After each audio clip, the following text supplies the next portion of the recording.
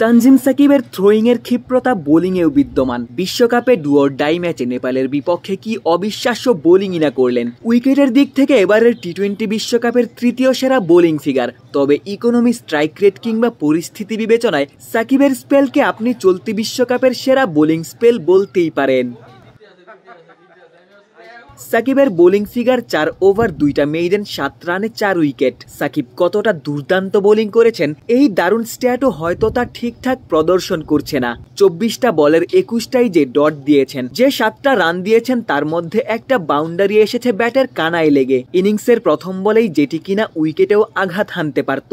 প্রথম ওভারে ভাগ্যগুণে ওই 4 আর একটা ওয়াইড, পরের ওভারে ডাবল উইকেট মেইডেন। 3 নম্বর ওভারে উইকেট তুলেছেন আরও একটা, সেই ওভারেও কোনো রান খরচ করেননি। টানা 4 ওভার বোলিং করা সাকিব শেষ ওভারে 2টা রান দিয়েছেন বটে, তবে স্পেলের শেষ বলটাতেও উইকেটের দেখা পেয়েছেন। 4 ওভারে 7 রানে 4 উইকেট নিয়েছেন। ক্যারিয়ার সেরা বোলিংয়ে সাকিব প্লেয়ার অব দ্য ম্যাচও নির্বাচিত হয়েছেন।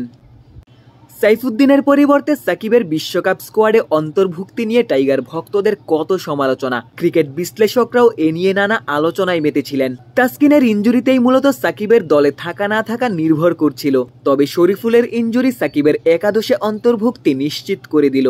শরীফুলের পরিবর্তে সুযোগ পেয়েই সাকিব এমন পারফর্ম করেছেন যে দলের অন্যতম সেরা বোলার শরীফুল ফিট হয়েও বেঞ্চে বসে আছেন। এবারের বিশ্বকাপে প্রতিটি ম্যাচেই সাকিব উইকেটের দেখা পেয়েছেন। শ্রীলঙ্কা এবং ডাচদের বিপক্ষে একটা করে উইকেট। দক্ষিণ আফ্রিকার টপ অর্ডার তো একাই গুড়িয়ে দিয়েছিলেন, নিয়েছিলেন 3টা উইকেট। নেপালের গোটা ব্যাটিং অর্ডার গুড়িয়ে দিয়ে 4 উইকেট। 4 ম্যাচে 9 উইকেট নিয়ে বিশ্বকাপেরই তৃতীয় সর্বোচ্চ উইকেট সংগ্রাহক। আগ্রাসন, আক্রমণাত্মক বোলিং, বুনো উদযাপন। এবারের বিশ্বকাপে সাকিব বাংলাদেশের স্ট্যান্ড আউট পারফর্মার। গোটা বিশ্বকাপের জন্য সাকিবের যেন নিজেকেই নতুন করে আবিষ্কার।